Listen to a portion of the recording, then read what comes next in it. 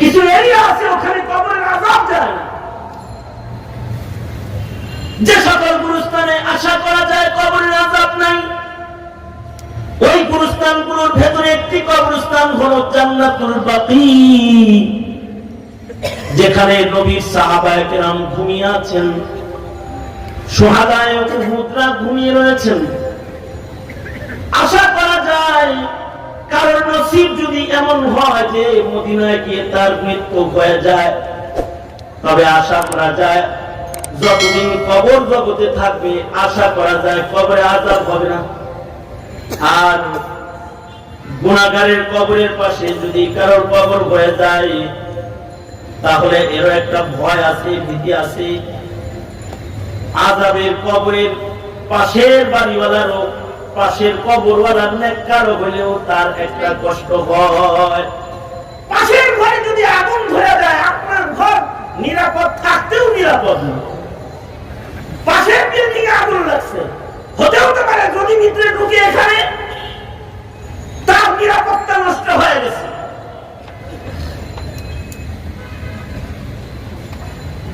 আব্দুর রহিম রায়পুরি রহমাতুল্লাহ আলাইহি, ওনার কাছে এক লোক আসছে, এসে কয় হুজুর আমার কলসে, মাটির কলসে জিনে ধরছে। অনেক সময় বাচ্চা কাচ্চা নিয়ে হুজুরের কাছে যায়, বলে না যে হুজুর বাচ্চারা মনে হয় জিন বুঝি উৎপাত করে, এটা ঘুমায় না, উপরিও লাফায় উঠে কান্দে বেশি, ফুদিয়ে দেন। রায়পুরি রহমাতুল্লাহ আলাইহির কাছে এক লোক মাটির কলস নিয়ে গেছে, মাটির কলস নিয়ে যায়, হুজুর আমার কলসিরে জিনে ধরছে। এই জমানার তো এত সুন্দর পানি রাখার আয়োজন তখন ছিল না। ওই যুগে মাটির কলসে পানি রাখলে এটা ঠান্ডা হইতো, খাইতে আরাম লাগতো। এখন তো ফ্রিজ দাম একবার কাতুম আসছে, এখন মাটির কলস ঢুকা লাগে না, ফ্রিজে ঢুকাই দিলে ঠান্ডা। তখন ছিল মাটির কলসিতে পানি রাখতো, তো মাটির কলসে পানি রাখলে পানি ঠান্ডা থাকতো, পান করলে গরমের দিনে আরাম লাগতো। তো মাটির কলস কিনে রাখছে পানি, কিন্তু এই কলসির একটা দোষ, মাটির কলসের দোষ হলো এটার ভেতরে মিঠা পানি রাখলে মিঠা পানি তিতা হয়ে যায়। আযাবের খবর না, খবর। উনি কলস নিয়ে গেছে, ভালো করে বললাম ঘষা বহুত ধুইয়া দেখছে, কাম হয় না। শেষ বেলায় রায়পুরি রহমাতুল্লাহ আলাইহির কাছে যায়, কয় হযরত এই কলসের এই লোক জিন আছে, ভূতে ধরছে, এটা দেখলেই খালি ভূতে ধরছে আর জিনে ধরছে, অন্য কিছু আছে। কি আছে? দেখো যে কুমার এই কলস বানাইছে, এই কুমার কোন জায়গার মাটি দিয়ে গলম বানাইছে এটা দেখো গা। হতে পারে এটা গুরুস্থানের, কবরস্থানের আশপাশের মাটি হবে। তো লোকটা আগায় গেছে কুমারের বাড়িতে, যে বলে ভাইজান আপনার কাছ থেকে আমি কলস কিনছি, তবে আপনি এই কলসটা কোন জায়গার মাটি দিয়ে বানাইছেন এটা একটু তদন্ত দরকার। কেন? কেন বলে শুনি না। আমার একটা ক্ষেত আছে, এই ক্ষেতে আমি যদি ফসল বুনি ফসল হয় না, ধান বুনি ধান হয় না, গম বুনলে গম হয় না, সরিষা বুনলে সরিষা হয় না, জ্বালায় আছি ক্ষেত লইয়া। এদিক দিয়ে আমি কুমারের কাজ করি। ক্ষেতটা কোন জায়গায়? ওই ক্ষেতটা হলো গুরুস্থানের সাথে লাগা, গুরুস্থানের সাথে লাগা ক্ষেত, খেতে ফসল হয় না। যা বুনে যা যায় ক্ষেতের পেটের ভেতরে যেটা যায় এটা ওখানেই শেষ হয়ে যায়। এমনকি তাজা ঘাস হয় না, ঘাসও নষ্ট হয়ে যায়। শেষ বেলায় এই ক্ষেতের মাটি দিয়া হাড়ি বাতিল বানানো কুমারের কাজ শুরু। আমি যেহেতু কুমার, তো এই মাটি দিয়া আমি হাড়ি বাতিল বানাই। তো উনারে ধরে নিয়ে গেছে আব্দুর রহিম রায়পুরের কাছে, যা বলে হযরত তার একটা ক্ষেত আছে, যে ক্ষেতটা কবরস্থানের সাথে লাগানো ক্ষেত, যে ক্ষেতে ফসল তেমন একটা হয় না, ফসল হয় না। এই মাটির দ্বারা সেই কুমারের কাজ করে, এই মাটির দ্বারা সেই কলস বানায়। আব্দুর রহিম রায়পুরি বলে এরে বাবা এই ক্ষেতের মাটিটাও তুমি গুরুস্থানে ওয়াকফ করে দাও। মানুষ মরলে কবরস্থান জরুরত হবে, তোমার এই ক্ষেতটা গুরুস্থানে ওয়াকফ করে দাও। কারণ হয়তো তোমার ক্ষেতের সীমানায় কোন এমন মাইয়িতকে কবর দেওয়া হয়েছে যে মাইয়িতের কবরে বিষাক্ত সাপ আছে, যে মাইয়িতের কবরে আযাব আছে।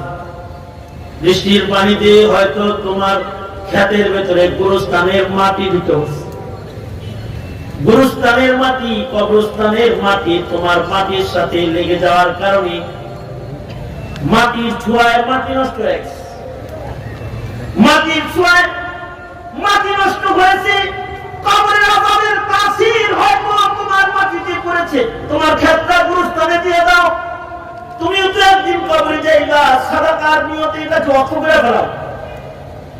তার মানে হুজুর বুঝাইতে চায় যে মাটির আসর মাটিতে পড়েছে। কবরস্থানের কবরের মাটি সাধারণ মাটির উপরে পড়লে যদি এর একটা তাসির পড়ে, আরে ইট খোলায় ইট পুরানো হয়, এই ইট পুরানো ইটের খোলার মাটি যদি ফসলের জন্য অনুপযুক্ত হইয়া যায়, তাহলে আল্লাহর রাসূল বলেন কিছু কবরে আগুন আছে, কবরের ভিতরে যদি আগুন ধরে ও মাটিগুলো তো নষ্ট হয়ে যায়। নষ্ট মাটি ভালো জায়গায় পড়লে ভালো জিনিস নষ্ট হয়ে যায়। সোনা যদি দুধের ভিতরে পড়ে দুধ নষ্ট হয়ে যায়। সেম কবরের মাটি সাধারণ মাটির ভিতরে পড়ার কারণে হয়তো এর তাসির পড়ে গেছে। এ কারণে এই মাটি দিয়া কলসি বানাইলে এই কলসের পানি তিতা হয়ে যায়।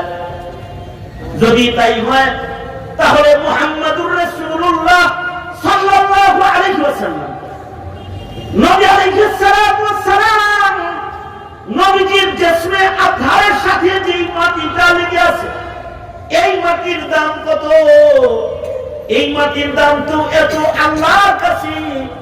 আল্লাহর নবীর জিসমে আতহারের সাথে লেগে থাকা মাটিটা আল্লাহর কাছে আল্লাহর আরশের চেয়ে বেশি দামি। আল্লাহু আকবার। জোরে বলুন। মানে নবীজির বদন মুবারকের সাথে যে মাটি লেগে আছে, এই মাটির দাম আল্লাহর কাছে আল্লাহর আরশের চেয়ে বেশি দামি। নবীজির দেহের সাথে লেগে থাকা যে মদিনার মাটি, সেই মাটির আশপাশে কাছাকাছি যদি কারোর কবর হয়, তাহলে মদিনার পয়গম্বরের কবরের জান্নাতের কিছু খুশবু বাতাস সে কবরে যাবে। আর আল্লাহ তাআলা তার বন্ধুর খাতিরে কিয়ামত পর্যন্ত মদিনার মাটির কোন কবরে হয়তোবা আল্লাহ তাআলা আযাব দিবেন না। হ্যাঁ, ভালো মানুষের সাথে কবর হইলো লাভ আছে। এই কারণে ওলামারা বলেন জান্নাতুল বাকি, জান্নাতুল মুআল্লা, এই দুটি গুরুস্থান তো দামি কবরস্থান। এই দুই কবরস্থানের পরে যে কবরস্থানটা দামি, যে কবরস্থানগুলো দামি, তার ভেতরে একটা কবরস্থান হলো হাজীদের কবরস্থান। কাফন পয়লা হাজী হয়ে যারা মক্কায় চলে যায়, যখন কেউ মক্কায় যায় তখন মৃত্যুর প্রস্তুতি নিয়ে যায় যে মরলে তো আমার লাশ হাজীদের গুরুস্থানে রাখা হবে, বাড়ি থেকে শেষ বিদায় নিয়ে যায়। যদি ওই গুরুস্থানে কারোর জায়গা হয়, আশা করা যায় কবরের আযাব না, আল্লাহর মেহমানদেরকে আল্লাহ আযাব দিবেন না। আর এরপরে আরেকটা গুরুস্থান আছে যেটা উজবেকিস্তানে, যে কবরস্থান সম্পর্কে ওলামাদের বক্তব্য এটা বরকতি গুরুস্থান। এই গুরুস্থানটা হলো উজবেকিস্তানে মাকবারায়ে মুহাম্মাদিয়া, যে গুরুস্থানের ভেতরে মাইয়িত যা আছে 2000 মাইয়িত প্রায় ওখানে ঘুমিয়ে আছে। এই 2000 মাইয়িতেরই দুইটা গুণ। একটা গুণ হলো মাইয়িতের নাম নবীর নামে নাম মুহাম্মদ।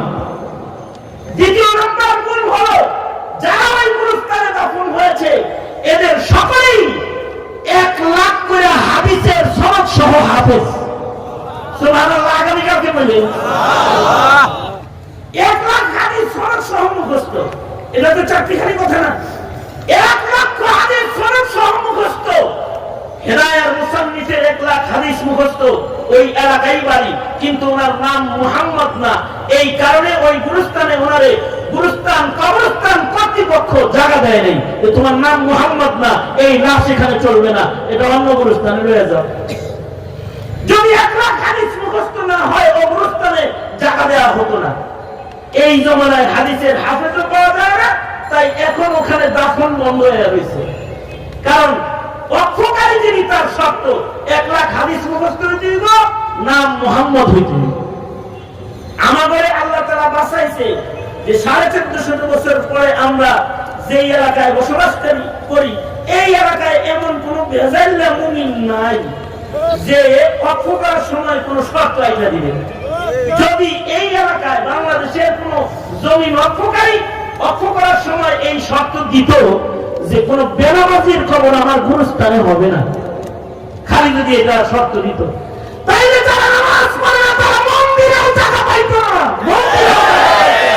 গুরুস্থান কুতুরের কথা, এদের জায়গা মন্দিরে হইতো না মিয়া। কারণ তার সন্তানও তার নিজের বাড়িতে কবর দিত না তখন। কারণ চিন্তা করতো গুরুস্থানে নেয় নেয় পারে বেনামাজি দেয়, কারণ আজব হইতে পারে রক্ত এইটাই।